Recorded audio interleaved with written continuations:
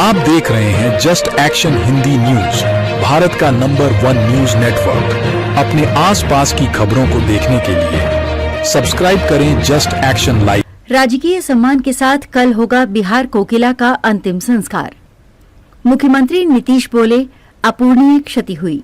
मुख्यमंत्री नीतीश कुमार ने पटना के डीएम डॉक्टर चंद्रशेखर सिंह को निर्देश दिया है कि राजकीय सम्मान के साथ स्वर्गीय शारदा सिन्हा के अंतिम संस्कार के लिए सभी आवश्यक व्यवस्था ससमय सुनिश्चित करवाएं।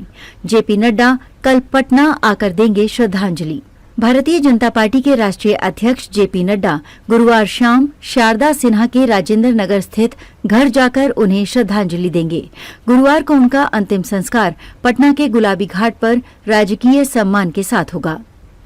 छठी मैया ने अपनी बेटी को बुला लिया। सुप्रसिद्ध लोक गायिका सुपौल की बेटी शारदा सिन्हा के निधन पर उनके पैतृक गांव हुलास में माहौल गमगीन है। शारदा सिन्हा के छोटे भाई डॉक्टर पद्मनाभ शर्मा ने बताया कि बीती रात करीब 10 बजे जानकारी मिली कि उनकी बहन शारदा सिन्हा का देहावसान हो गया है। बताया कि अधिक रात होने की वजह से वो लोग रात में नहीं जा सके। बुधवार की सुबह वो लोग पटना के लिए निकले। गांव में शोक की लहर है। मायके में छठ महापर्व नहीं हो पाएगा। मायके वालों ने कहा कि छठी मैया ने अपनी बेटी को बुला लिया है। राज्यपाल ने निधन पर जताया शोक। लोक गायिका शारदा सिन्हा के निधन पर बिहार भाजपा की ओर से कहा गया कि मां सरस्वती की वरद पुत्री पद्मश्री बिहार कोकिला शारदा सिन्हा से बिहार ही नहीं पूरे देश को अपूरणीय क्षति हुई है। पूर्व केंद्रीय मंत्री अश्विनी चौबे ने कहा कि उनके जाने से लोक संगीत का एक अध्याय खत्म हो गया। वहीं बिहार के राज्यपाल राजेंद्र विश्वनाथ अर्लेकर ने शारदा सिन्हा के निधन पर दुख जताया है। उप मुख्यमंत्री सम्राट चौधरी, विजय सिन्हा, मंत्री नितिन नवीन, अश्विनी चौबे, विनम्र ने श्रद्धांजलि अर्पित की। बिहार कोकिला शारदा सिन्हा का अंतिम संस्कार कल होगा। पटना के राजेंद्र नगर स्थित उनके आवास पर उनका पार्थिव शरीर अंतिम दर्शन के लिए रखा गया है। तिरंगे में लिपटे पार्थिव शरीर को देखने के लिए उनके फैंस की भीड़ उमड़ पड़ी। सभी की आंखें नम थीं। मुख्यमंत्री नीतीश कुमार भी पहुंचे। उन्होंने अंतिम दर्शन कर उन्हें श्रद्धांजलि दी। मुख्यमंत्री नीतीश कुमार ने स्वर्गीय शारदा सिन्हा के छठ महापर्व पर सुरीली आवाज में गाए मधुर गाने बिहार और उत्तर प्रदेश समेत देश के सभी भागों में गूंजा करते हैं।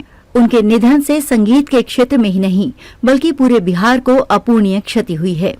मुख्यमंत्री ने स्वर्गीय शारदा सिन्हा की आत्मा की चिर शांति तथा उनके परिजनों, प्रशंसकों एवं अनुयायियों को दुख की इस घड़ी में धैर्य धारण करने की शक्ति प्रदान करने की ईश्वर से प्रार्थना की है। ससुराल में लोगों ने कहा, छठी मैया की बेटी थी। लोक गायिका शारदा सिन्हा के निधन के समाचार मिलते ही उनके ससुराल बेगूसराय जिला स्थित सीहमा गांव में शोक की लहर दौड़ गई। शारदा सिन्हा बिहार की ही नहीं बल्कि राष्ट्रीय एवं अंतर्राष्ट्रीय स्तर पर अपने गीत के माध्यम से लोगों के बीच मौजूद थी और सदा रहेंगी। लेकिन आज उनकी कमी पूरे जिले वासियों को खल रही है। लोग उन्हें छठी मैया की बेटी के रूप में भी संबोधित करते थे। उनके ससुराल बेगूसराय जिला सीमहा गांव में लोग काफी शोकाकुल हैं तथा अपने अपने ढंग से शोक संवेदना व्यक्त कर रहे हैं। लोगों ने बताया कि शारदा सिन्हा का अपने ससुराल से काफी लगाव था और वो प्रत्येक वर्ष अपने ससुराल सीहमा आती थीं तथा यहाँ के लोगों को काफी मदद भी करती थीं। गायिका का पार्थिव शरीर पटना एयरपोर्ट पहुंचा। लोक गायिका शारदा सिन्हा का पार्थिव शरीर पटना एयरपोर्ट आ चुका है। उप मुख्यमंत्री सम्राट चौधरी, पूर्व केंद्रीय मंत्री समेत कई लोग पटना एयरपोर्ट पहुंच चुके हैं। सभी की आंखें नम हैं। यहां से पार्थिव शरीर को उनके आवास पर अंतिम दर्शन के लिए ले जाया जाएगा। देश की प्रसिद्ध लोक गायिका और बिहार कोकिला पद्मश्री शारदा सिन्हा का अंतिम संस्कार राजकीय सम्मान के साथ होगा। मुख्यमंत्री नीतीश कुमार ने इसकी घोषणा की है।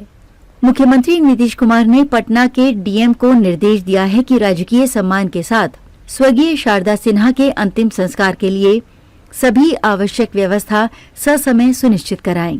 उन्होंने स्थानिक आयुक्त नई दिल्ली को स्वर्गीय शारदा सिन्हा के परिवार के सदस्यों से समन्वय स्थापित कर उनका पार्थिव शरीर वायुयान से पटना भेजने का निर्देश दिया।